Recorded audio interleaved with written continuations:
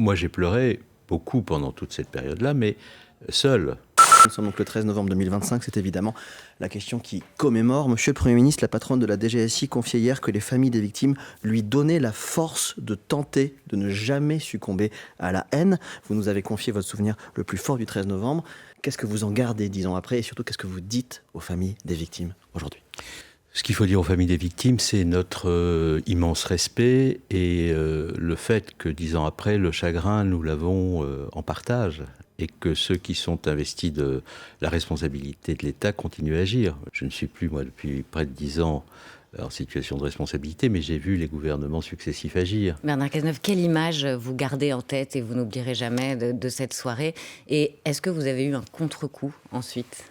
Il y a eu beaucoup de chagrin, de peine, et la seule chose que nous devions nous imposer à nous-mêmes, c'est que nul ne se rende compte et ne le sache. Nos fonctions ne permettaient pas que... Vous n'aviez pas le droit de pleurer ? Non. Manuel Valls dit qu'il a pleuré de rage, c'est votre cas ? Moi, j'ai pleuré beaucoup pendant toute cette période-là, mais seul.